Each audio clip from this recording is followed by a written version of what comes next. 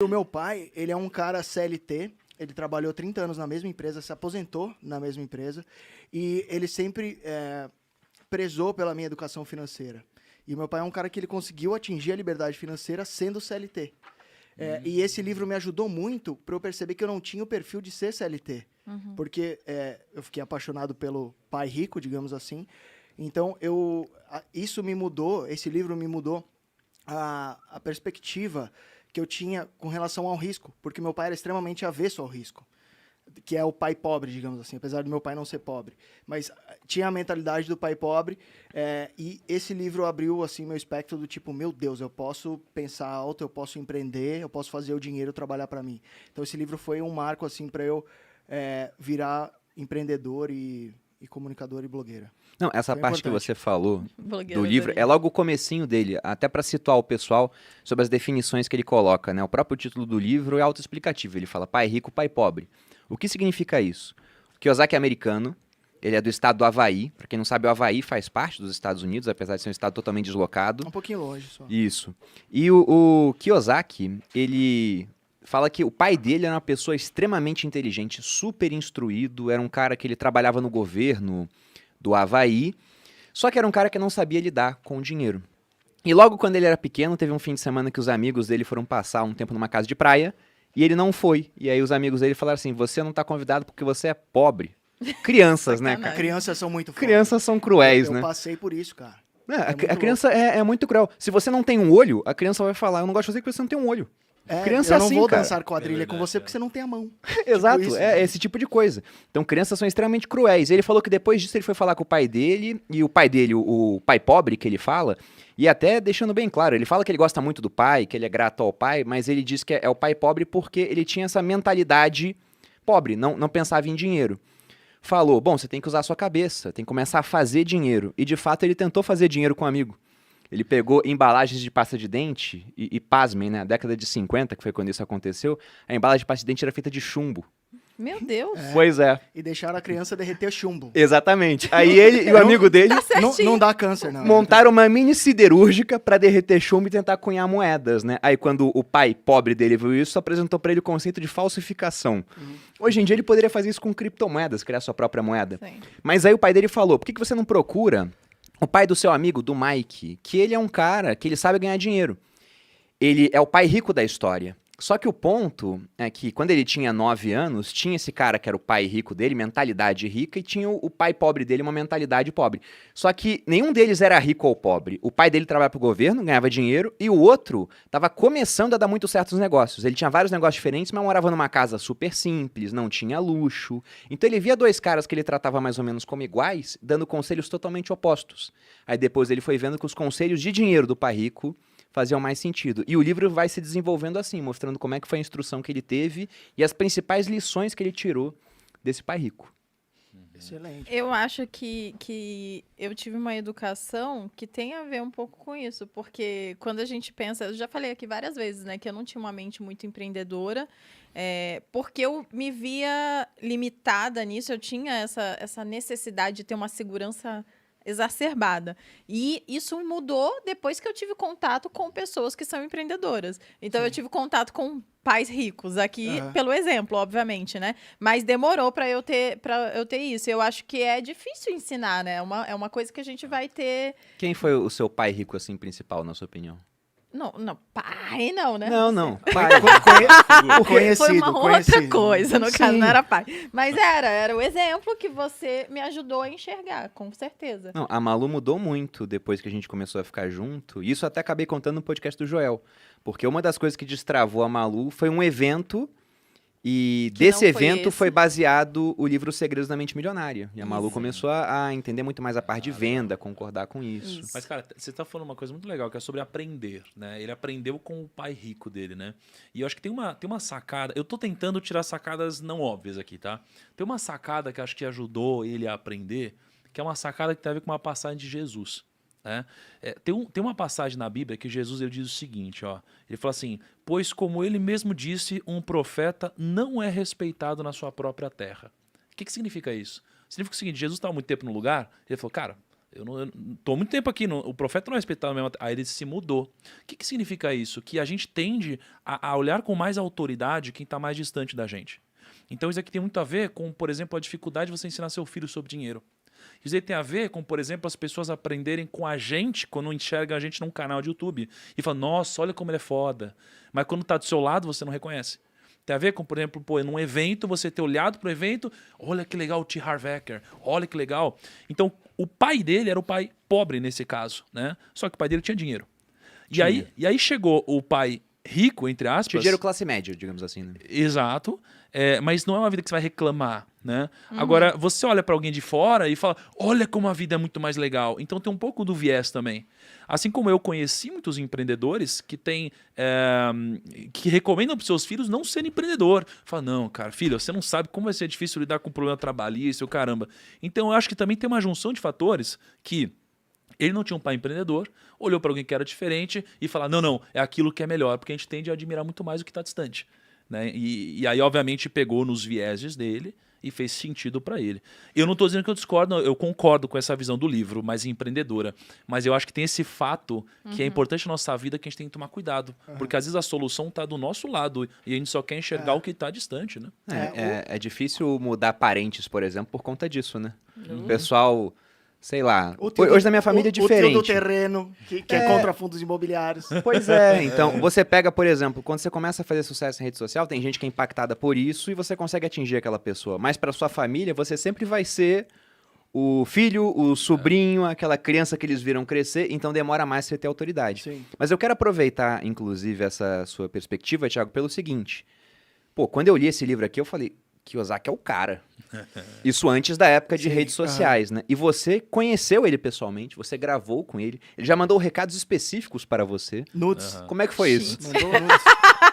Como é que é? Cara, para pensar. Eu lembro que eu cheguei num momento, eu cheguei no canto do ouvido dele, Pete. Aqui assim. Aí eu falei assim, hi, Mr. Kiyosaki. Holy shit. You have Suas interações com educadores financeiros são sempre assim sexuais, cara. São sempre sensuais. Essa voz aveludada já me conquistou, mano. O cara pensa, porque assim, é muito... Eu falei, Kiyosaki, you have a rich dad, but I'm the rich cousin. Holy shit. Aí, Traduza. Você tem um pai rico e eu sou o primo rico, né? E aí ele deu risada e tudo mais. Eu expliquei, porque aqui a gente tem um primo rico. Ele deve ter parado pra pensar quem comeu quem, né? Pra fazer a árvore genealógica. Ficou complicado, Como né? Só que, cara, assim, pensa que eu sempre tive ele muito como um ídolo. E nessa época o seu canal ainda era muito menor do que é hoje, né, cara? Isso. É que você vê como são as coisas, o parâmetro é muito foda. Porque quando a gente olha pra hoje, a gente fala, nossa, era quase que irrelevante. Mas pra época era muito relevante, né? Perto do parâmetro que a gente tinha. E aí, ele veio pro Brasil num evento e, cara, imagina eu me realizando. Porque se pudesse escolher um nome no mundo sobre educação financeira, era o Kiyosaki. Com certeza era o Kiyosaki. Talvez seja hoje pra muitas pessoas ainda. E aí eu cheguei, cara, e ele veio para um evento, eu tive a oportunidade de encontrá-lo e eu fiquei tão feliz que eu divulguei muito o evento, né, na época. Isso daqui ajudou muito a gente a se linkar. E aí a gente, cara, se conheceu, a gente gravou um vídeo, ele gravou uma entrevista para um documentário que eu estava produzindo, me deu dicas na época, falou sobre o livro, falou sobre um monte de coisa. E eu, cara, tava do lado do meu ídolo, né? Só que é diferente a relação. Hoje... Quando eu tô do lado de pessoas que são ídolas ou são muito incríveis e tal... Tipo agora do lado do Pete, eu nem tremo. Mas naquela época, imagina... Acostumou, né? Acostuma um pouco, metido. Né? Vai ficando metido, né? Vai ficando metido, né? É difícil a gente se acostumar a alguma coisa. Dizem que a gente se acostuma a uma prisão em 7 dias. Olha como são as coisas. É isso mesmo, amor? Sabe que eu tenho experiência com isso. Tô sabendo, porque só que você roubou um banco, não foi isso? Dois. 2 bancos? Tá chegando longe a história, tem né? Só cuidado ali embaixo, Não, é deixa o que ninguém mais subir. tem no Google, é isso que é pior. Não, explodir Malu caixa... Perini roubou um banco, esse é o que mais procurado. Não, explodir um caixa eletrônico não caracteriza roubar um banco. São não? diferentes. Então, você entra em artigos então diferentes Mas, ao mesmo tempo, quando a gente gravou, teve uma parada que eu fiquei um pouco chocado. Por quê? Porque pra mim eu tinha a construção de um ídolo, né? E aí quando a gente começou a gravar, cara, eu fiquei um pouco dividido, assim. Tinha primeiro um lado que ele era normal e um lado que ele só falava sobre um assunto na época. Ele ficava falando sobre... Era o Obama e o Trump. E ele ficava falando não, o Obama, não sei o que lá, Obama, fake money, e o caramba, e ficar metendo pau no Obama, e falar, o Trump é top, o Trump é top. E aí ele só ficava falando de política. Eu falava, cara, fala do seu livro, eu queria ouvir daquele astro, né? E Isso era 2017. É 2017, né? Mas, cara, pra mim foi uma experiência incrível, não tenho o que reclamar, entendeu? Mas, obviamente, a gente vai mudando nosso jeito de pensar, e hoje o que eu entendo do Kiyosaki é, ele deixou um legado incrível pra gente, formou uma legião de pensadores diferentes, né? Um pouco mais pró-empreendedorismo, fazer dinheiro e tal. Só que aí ele começou a mudar um pouco o próprio viés, a agressividade, coisas que realmente a rede social trouxe à tona que são um pouco diferentes do meu jeito de pensar, né? Eu acho que esse livro, você tem que tentar trazer ele para sua realidade. Então, foi bom você, apesar de mandar eu ler esse livro em 3 dias... te deu 3 dias? Me deu 3 dias. Porra! Você devia estar agradecido. É que você não tá leu o agradecido. WhatsApp. Ele nem viu o É que WhatsApp. você não viu o você tem Mas você não veio o WhatsApp, eu queria saber quem confirmou. Ô, Lucas. O Lucão, né? Tem que conversar com esse Lucão. E aí, ao reler esse livro, eu percebi como ele foi provavelmente o livro mais importante da minha vida. Porque o meu pai me deu esse livro, e meu pai é CLT, sempre foi, extremamente avesso ao risco. E ao ler esse livro, eu estava na escola, e eu sempre estudei nas melhores escolas. E eu não sabia que meu pai tinha dinheiro, porque a gente nunca conversou muito sobre dinheiro. Então eu sabia só que meu pai tinha o pior carro de todos da escola, então eu me achava pobre. E é muito louco isso. Se tem alguma coisa que eu vou mudar em termos de approach com meu filho, é de falar sobre dinheiro. Falar o quanto que eu ganho, falar o que eu tô pensando. Porque eu fiquei tanto tempo assim no escuro com meu pai, que eu falei, primeiro, ele deve estar passando fome para fazer eu estudar no Bandeirantes, no Estoco, na PUC, que são colégios relativamente bem caros, né? E faculdade cara. Eu não sabia que ele tinha dinheiro. E isso fez com que eu, antes de ler esse livro, tivesse uma mentalidade de pobre. E ele fala aqui em uma passagem, ele fala, você pode estar pobre, mas se você agir como pobre, você vai ser para sempre pobre. Então ele fala, o pai rico, em alguma passagem... Eu tô até com ela aberta aqui. Ele fala que, tipo, ele podia estar quebrado, mas ele nunca falava que ele era pobre. A frase específica é assim, há uma diferença entre ser pobre e estar quebrado. Estar quebrado é temporário, a pobreza é eterna. É isso. Foda. Era isso. Não, tem uns trechos que ele fala. Imagina uma criança de 9 anos, que era o caso do Kiyosaki aqui, e ele conta, né? Meus 2 pais tinham atitudes mentais diferentes. Um acreditava que os ricos deviam pagar mais impostos para atender aos menos afortunados. O outro dizia, os impostos punem os que produzem e recompensam os que não o fazem. Um dos meus pais recomendava, estude arduamente para poder trabalhar em uma boa empresa. O outro falava, dedique-se aos estudos para conseguir comprar uma boa empresa. Um dizia, não sou rico porque tenho filhos. O outro, tenho que ser rico por causa de vocês, meus filhos.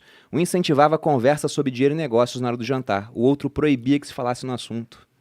Cara, Então você vê, louco isso. eram opostos de fato. E esse negócio de ser pai, eu acho que até o Joel, Agora você eu já falei sobre isso com o Joel, é muito louco, cara, porque depois que nasce o catarrento, você fala, mano, eu não tenho opção ser pobre, não tem como.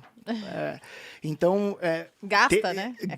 Cara, ele já nasceu com déficit ali de uns 50 pau. Eu já fiz até uma planilha. Sacanagem. Vou cobrar, óbvio, juros compostos. É o milagre dos juros cara, compostos. eu separei aqui o que eu acho a frase mais sensacional dele, que é meio no começo, né, já que você tá nas frases. Pra mim, isso daqui é revolucionário. O cara falar isso, pra mim, é revolucionário. Impacta uma vida, uma geração inteira com essa ideia dele.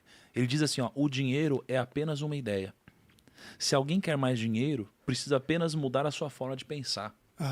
Então, cara, vê se isso daqui não muda uma geração, cara. Se não um pensamento revolucionário. Porque realmente, o cara que eu mais vejo falar sobre isso é o Perini, talvez de formas diferentes. Porque ele fala, o real já tivemos 10 tentativas de moeda e o real hoje já perdeu quase 85% do valor, não sei o que lá. Aí fala, mas por que o dinheiro vale? Ele vale porque as pessoas confiam nele, acreditam nele. Então me diz se de fato o dinheiro não vale porque as pessoas acreditam que vale, logo o dinheiro é apenas uma ideia. Né? Por que o Bitcoin vale? As pessoas acreditam nisso. Então se você consegue criar uma ideia, mudar a sua perspectiva, você criou dinheiro.